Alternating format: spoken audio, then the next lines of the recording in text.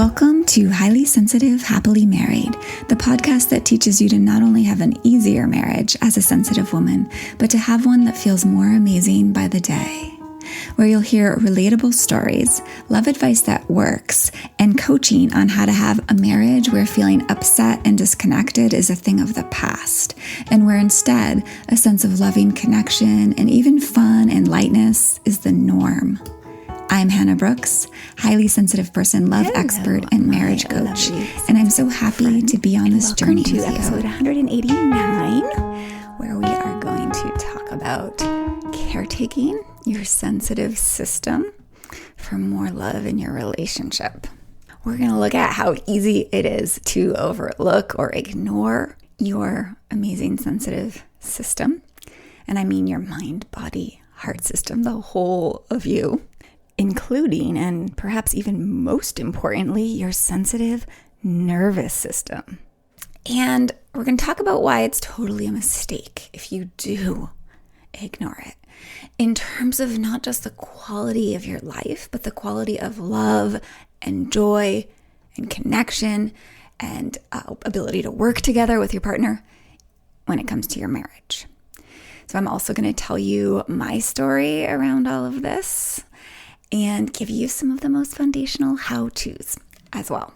Now, I do want to mention that today's episode is actually a very updated and very revised version of an episode I put out earlier. So the title may be the same. Some of it is the same, but a lot of what I have to say today is different than that other episode. And part of why I wanted to do this and remake this was because more and more I've become aware of how important what I'm going to share today that I didn't share in the last episode is, and how absolutely foundational it is if you're a highly sensitive person to know what I'm going to share today. And how I've been thinking about it has evolved as well. And my education and knowledge around it has evolved quite a bit. And I want you in on this absolutely essential and really profound information so that you can use it to make your life and your relationship so much better. But before we dive into all of this essential goodness, I'm excited to announce that my popular, powerful, short live program, Foundations of Emotional Wellbeing for HSPs, the Root of a Better Marriage, is open once again for enrollment. And the name says it all. We start June 23rd, 2025, and we run through July 28th. If you're an HSP living in this modern kind of wild world, especially if you're in a relationship, take this program with me. If there was one program that was essential for HSPs to take, this one would be it, in my opinion.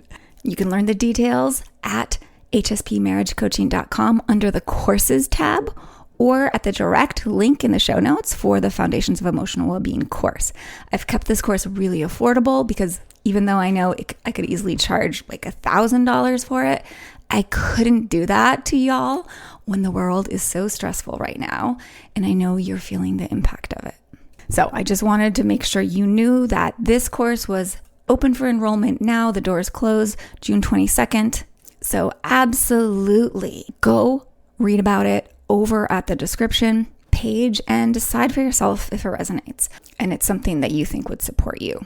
We'll mention it again during this episode because some of what we're talking about is directly related to what's going on in this program. All right, so I'm going to say something right now that might be hard to hear at first, possibly, but I'm inviting you to stay open because what we're going to talk about today is like a magic door into more of what you most want in love and life. So in order to have an intimate relationship that feels deeply satisfying and nourishing and fulfilling, highly sensitive people like you and me need to attend more to our emotional well-being than non-highly sensitive people. Now, I had to learn this the hard way in my own first marriage, which I'm going to go into more detail about in just a few minutes. And after having that huge learning experience, and of course working with so many other highly sensitive women and hearing about the shifts that happen in their relationships once they've learned how to support their sensitive selves, their systems much better, I've concluded that there's no way around the fact that we highly sensitive people simply require more conscious attention to support our sensitive mind, body, heart systems than non-HSPs do. Now, let me remind you that the trait of high sensitivity is found in 20 to 30% of the population. That means 20 to 30% of people have to do more attending to their sensitive systems than the rest of the population. Because in a nutshell, we process stimuli more deeply than others. And you may not love hearing this fact. Most of us as HSPs living in these busy modern times probably on some level wish this wasn't the case, including my past self. Because I know that it can feel a bit unfair. Like, why do I have to put so much effort into feeling well when others don't, right? I get that. And I think this is in part where that unfortunate perspective or saying comes from, that it's a curse to be highly sensitive. It's not a curse, but this is part of where that sort of mythology comes from.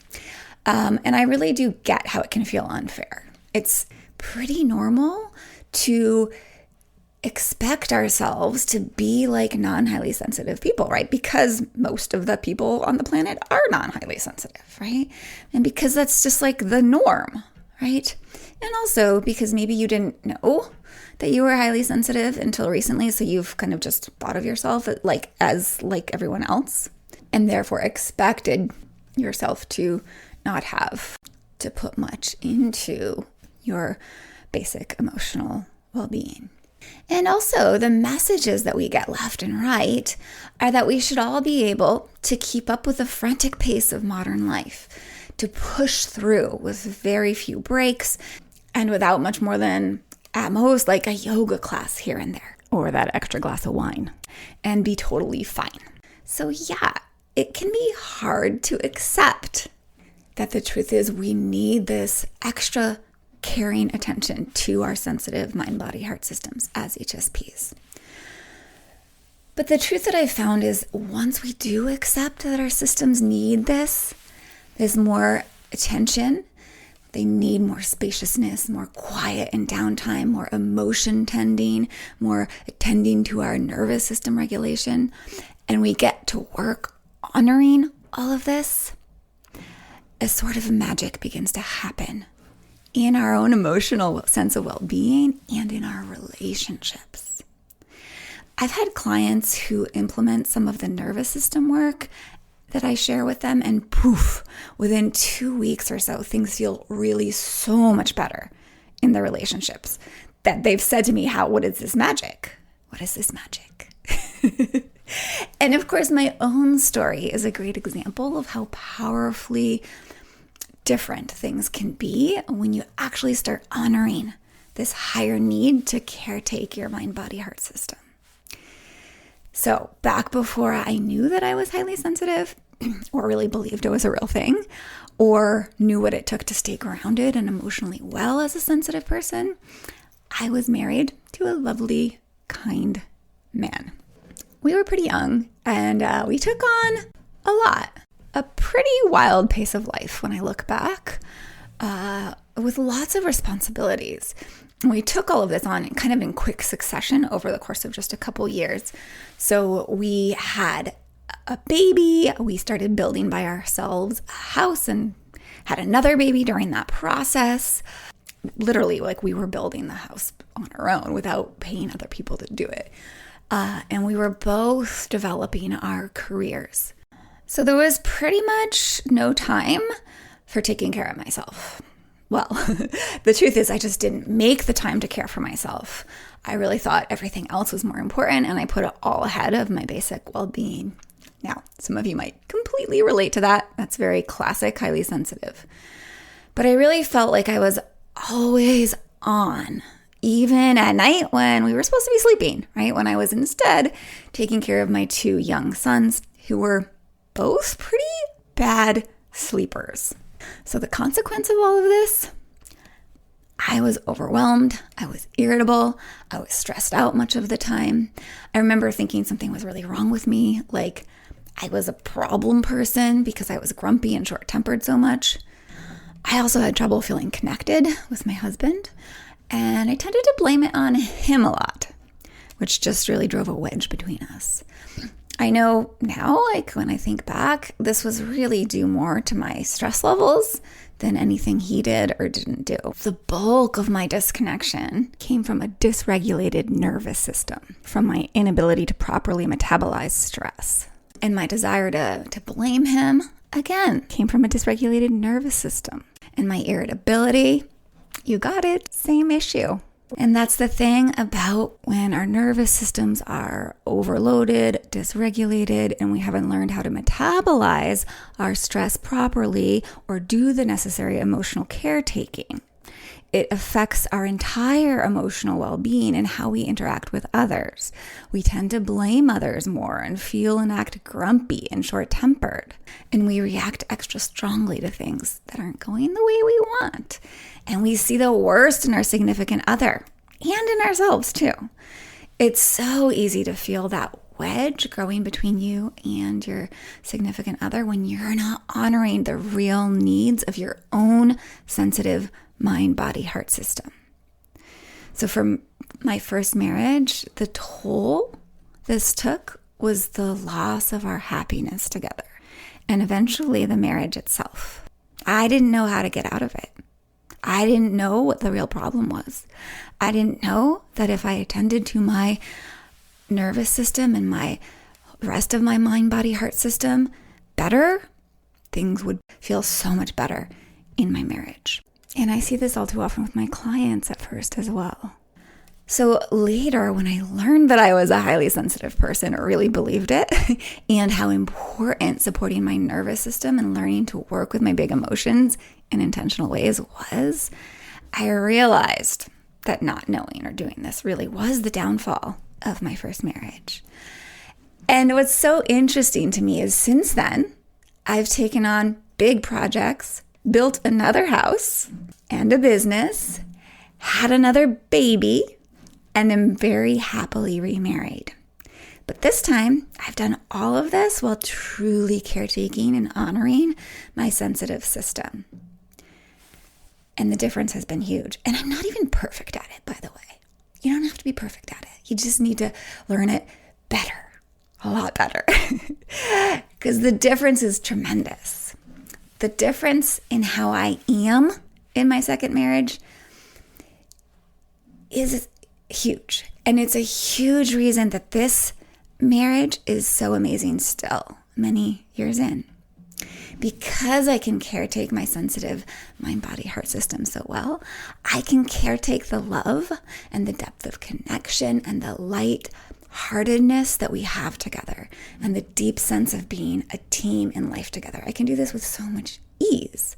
I have an easy time keeping all of that very alive, the affection and attraction that we feel too with each other. And so much of it has come out of learning how to deeply work with and honor my sensitive system. And I want that for you too. Because before we're good at this as HSPs, and this might be where you are now, our love lives, our relationships, even just our whole lives can feel really hard. Because here's the thing. Not only have I witnessed and seen this to be true in myself, but there's plenty of research that shows that when our nervous systems are off kilter, i.e. dysregulated, our moods, our intuition, our wisdom, our ability to connect with others, they all go haywire because love cannot flow from stress and fear. Connection can't come out of a defended, stressed state. Confidence and security and internal safety, all of which are essential for strong, fulfilling relationships, they can't come from overstimulation and a nervous system that's regularly in fight, flight, or freeze states. Or on alert, we could say. And effective and connecting communication, it can't come from the closed off heart that we have as humans when we're run down, overwhelmed, or on edge. and responding effectively to our significant other when challenges arise between us, that can't happen when we're coming from a reactive or dysregulated nervous system. For love to thrive in our lives, as I now know from deep personal experience, we need to be able to access all of these things: love, connection, security, confidence, responsiveness, and communicating well. And that comes from being in a centered place in yourself, in your heart and your higher brain, your wise brain, which starts with a regulated nervous system. And like my experience in my first marriage shows, and briefer moments here and there still remind me of this, we cannot be there in that centered place steadily as highly sensitive people when we aren't actually listening to and honoring the needs of our sensitive mind, body, heart system and guiding it back home to that centered place. And that really needs to start with your nervous system. So at this point, I really want to emphasize and make clear that although there is more to support in your whole mind, body, heart system in order to have mastery of your own emotional and relationship life, the first area to support in that mind, body, heart system of yours for the best emotional well-being and relationship well-being is your nervous system. And the other areas to support, you've certainly heard me talking about them on the podcast, include your mind, that beautiful and kind of cantankerous brain of yours, and your sort of the layer of your emotions, right? So direct emotional work, or we could even call that heart work in some cases. But here's the thing. Our nervous system is the basis, the most foundational aspect of our emotional well-being. And if yours is dysregulated, your emotional life will be hard. It'll make it so much harder. And your marriage will be so much harder than necessary, as will really everything in life. So I highly recommend starting any work you do on emotionally supporting yourself with nervous system support, because all of the rest will come so much easier from that place of regulation. So a lot of the mind work we've talked about on the podcast, that thought work, the brain stuff that I think is so amazing and so powerful, it's going to be harder with a dysregulated nervous system. So learning to support your nervous system into more regulation will really allow you to live from a baseline of more centeredness, from which all good things flow in love and life. That really is the most important place to begin with caretaking your sensitive system, because it really is the foundation of all of it. Which is, of course, why I now offer my short live program, Foundations of Emotional Well-Being for HSPs. And it's just for HSPs and deep feeling people to help you learn to regulate your nervous system and really lovingly guide your whole sensitive system by nourishing it at that nervous system root level in a simple step-by-step way. So you truly understand how best to work with this foundational part of your emotional and relational well-being. As you move through each of the 5 weeks we have together in this program, you're going to feel more and more able to stay grounded and centered, and it will be easier and easier to communicate with your spouse and find resolution of issues and feel deeper connection and love for them, for your partner, and even experience a lot more lightness and fun together. I truly believe this course should be essential for all HSPs, even all humans on the planet at this moment. So I won't go on anymore, but I highly, highly encourage you to learn more about it and enroll in this next round, because it's the most amount of support you're going to get from me other than working one-to-one with me. And it's just really life-changing, as past participants have said. So go over to hspmarriagecoaching.com and you'll see it listed there under the courses tab.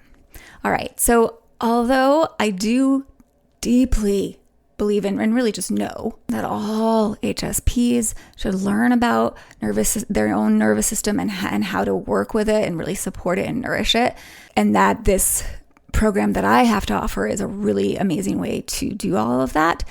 If you want more clarity on if you personally are dysregulated and how dysregulated and how much of a need there is to address your nervous system for you personally. Like if you're wondering how much your nervous system is contributing to things feeling hard in your relationship, or how it's helping or hindering your overall well-being and relationship well-being, I want to tell you about something exciting, which you may have noticed dropped alongside this podcast that you're listening to now, which is a separate little podcast that is a quiz.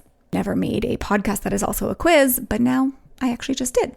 It's episode 190 and it's pretty short. So go have a listen to that and sort of follow along, take that quiz as you listen to it. Or if you prefer, you can actually find a written version of this quick quiz over on my blog. It's called Are You at All Dysregulated? And I'll put the direct link in the show notes for this particular episode and also in that episode itself, 190. But you can also just go over to the blog and search it there. You can search mini quiz in the search area, and you can find the actual blog over at hspmarriagecoaching.com under the podcast and blog tab. So one way or another, definitely go check out that little quiz. And I do think the episode itself is worth listening to, even just for understanding the signs of nervous system dysregulation. You may be surprised at how widespread, kind of across our lives, it can show up and impact.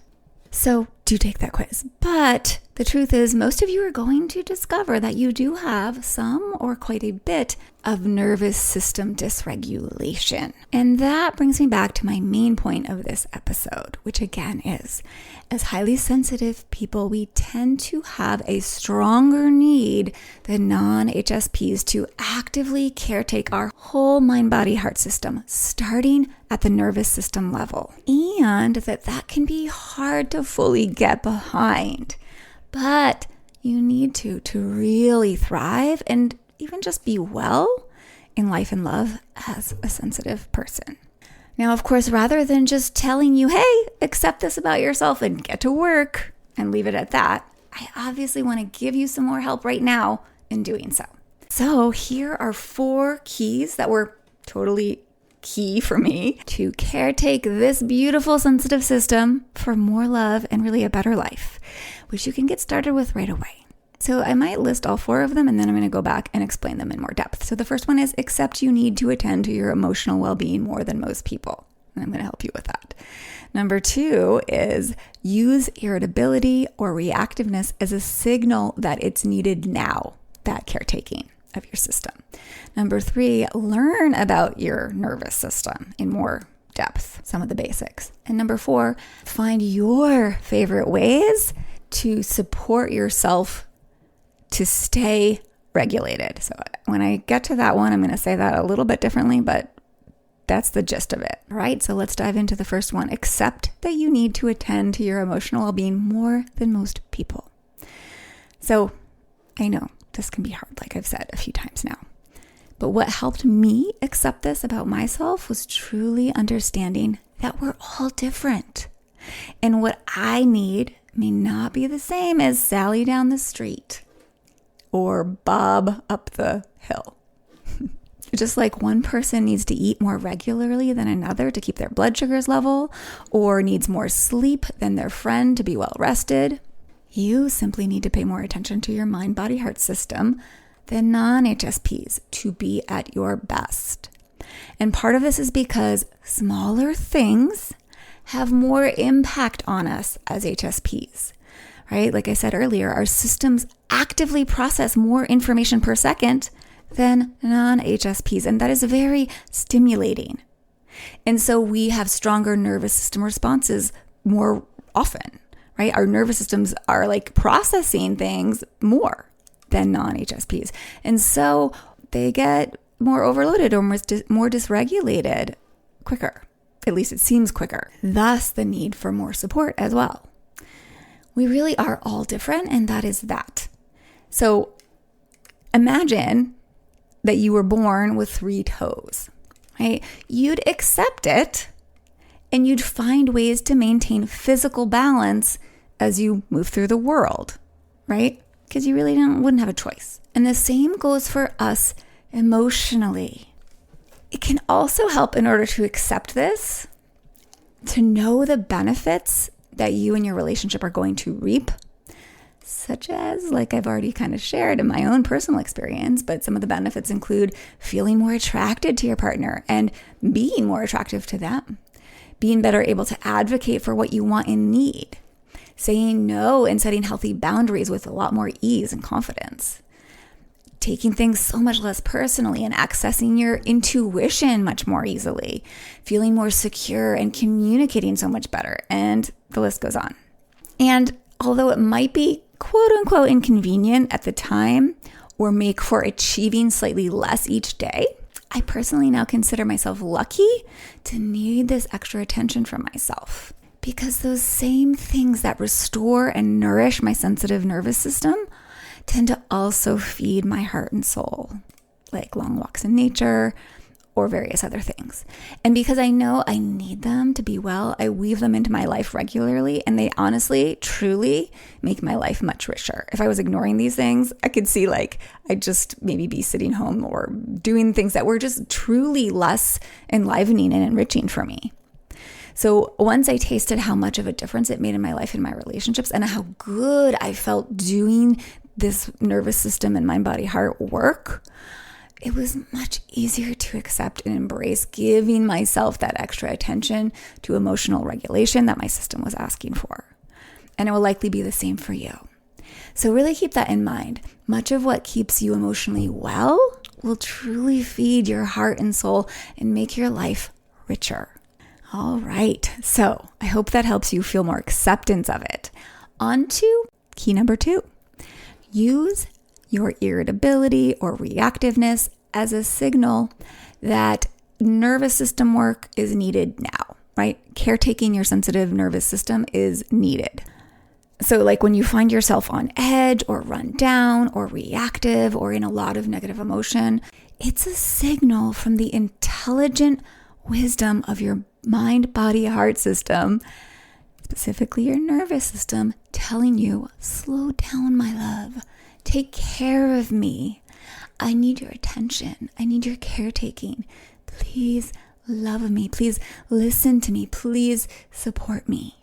Now, I know it can be tempting to ignore it, to go on as you've always gone on, to override your sensitivity and try to be like a non-sensitive human. But continuing to do so will not get you the experience of life and love that you want. So listen to that wise part of you. Take irritability or reactivity or just moodiness or rundownness or overwhelm as a signal, as a sign to caretake this beautiful, sensitive mind, body, heart system of yours, and get to it. Get to caretaking it, this beautiful part of you. Which brings me to the next essential key, which is number 3. Learn about your nervous system in more depth, because it's the very foundation of your emotional and relationship well-being. Just to reiterate that one more time.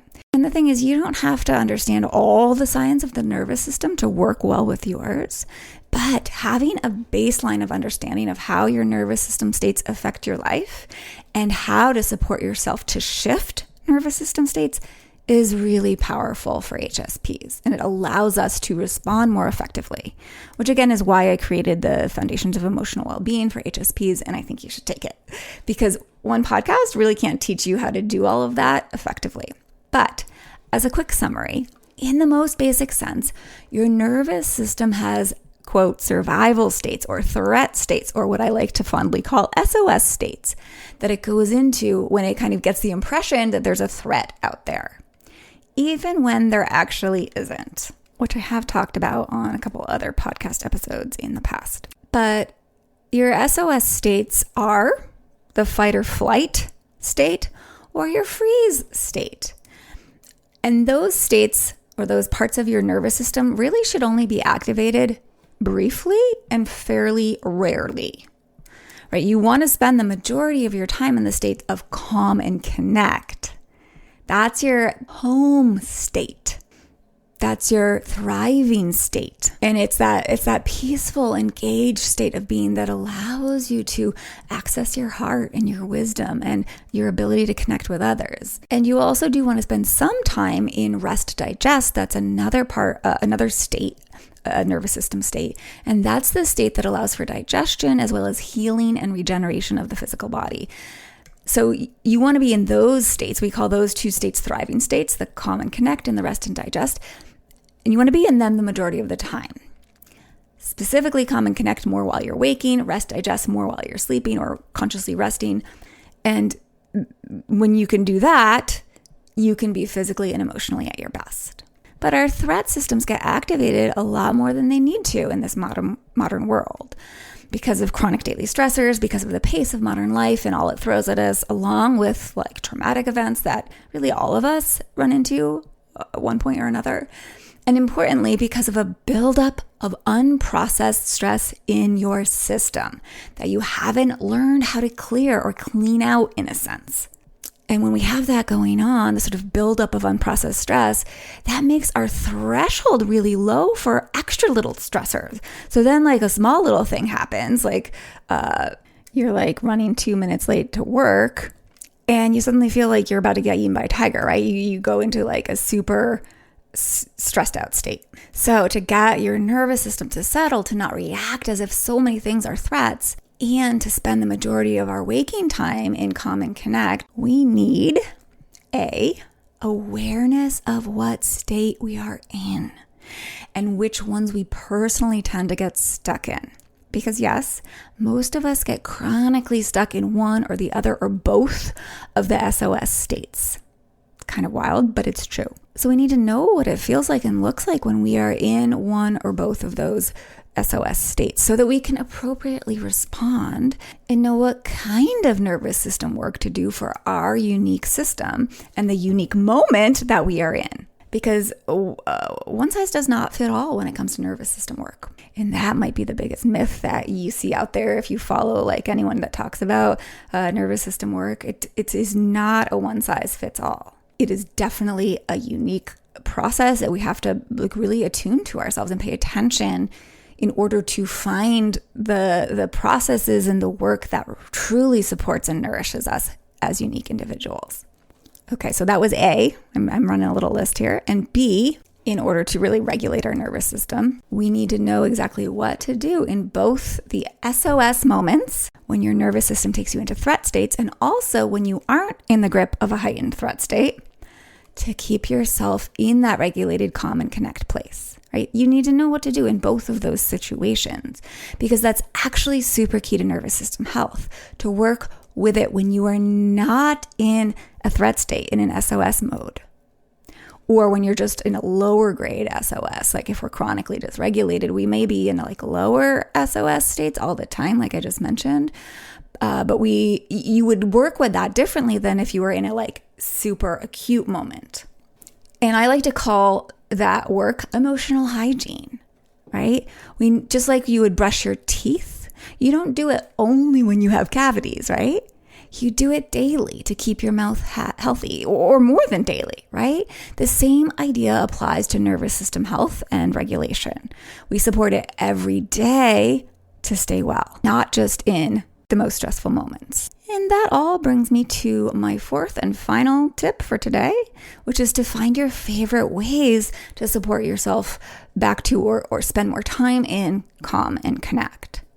And for me, the beginning of real change happened when I started doing daily nervous system practices for, say, 10, 20 minutes or sometimes more a day. And luckily, there are just so many to choose from, and it's not hard to find ones that you really enjoy and that like just feels so good. So I mentioned long walks in nature already, but there's all sorts of things like deep breathing practices, or a favorite of mine is yoga nidra. These are all really wonderful and they feel good. And of course, there's movement. Certain types of movement can really help calm an agitated state or thaw a frozen, numb, shut down state. But here's the thing, one bigger chunk of nervous system regulation kind of work or practice alone often isn't enough to help us stay primarily in our calm and connect system. We also need to pepper into the day smaller, few minute long nervous system practices, which you're going to learn all about in Foundations of Emotional Wellbeing if you choose to join us. If you want a starting place today, before the program begins, you can totally go listen to episode 173 of this podcast. It's called 4 Quick Hacks to Get Back to Calmness, Ease, and Lightness. But the idea is to weave emotional regulation practices into your daily life on an ongoing basis. And these practices are not just for when you feel off kilter or triggered, like I said a few minutes ago. They're for helping you go into those triggered fight, flight, or freeze spaces a lot less often and come out of them more easily. So make them part of your regular life, even and especially when you feel fine. And they will eventually not feel like formal practices or work, and they're just going to feel like a deeply enjoyable, peace-promoting part of your day. So I hope you see why it's so important and that you're also feeling inspired and motivated to learn how to truly caretake your sensitive nervous system and whole mind, body, heart system. There really is just so much good to reap from it. And of course, if you're anything like me, I know that it can be tempting to go on as you've always done, like the way non-sensitive people can just go on pushing through without slowing down to learn and do the work of honoring and supporting your sensitive system. But especially if your relationship or your life in general hasn't been as connected and fulfilling and peaceful and fun and light as you want it to be, continuing to go on as you have isn't likely to get you the experience of life and love that you want. I mean, it really isn't. And for HSPs like you and me, tending to our nervous system states really is the basis for all the other mental and emotional skills that make up what I call relational agency, which is our ability to always guide ourselves back to being able to best relate to our significant other in ways that generate the deepest connection, love, and sense of being a team together, and really the most fulfilling intimacy. And it's also the basis for letting the super love enhancing aspects of our trait of high sensitivity to come out naturally, which really paves the way for the most loving relationship in the world, right? The most loving relationship possible. So I'm going to shout it again from the mountaintops to all my sensitive sisters and brothers out there. Accept that learning to lovingly attend to your sensitive mind, body, heart system, especially your nervous system, is essential. And start caretaking it as much as it's asking for. Learn to listen to it because it wants all the best for you. Love, peace, ease, intimacy, adoration. And you're going to have all of that once you've accepted that you do need to caretake your system more than non-highly sensitive people do. And you've learned how to do it in a way that really works for you and your unique system. So again, you're going to get all of that and be able to do all of that beautifully when you join me in this next round of Foundations of Emotional Wellbeing. So I hope to see you there. Check out the description for it. Join me soon by the 22nd of June. And if you're listening to this sometime down the road in the future, you might be able to just hop on the wait list until the next round opens. But I can't wait to support you in there. This is actually one of my most favorite programs to run. It's just so transformative, and I love helping you all with this stuff. So join me. And in the meantime, be oh so well, my friends.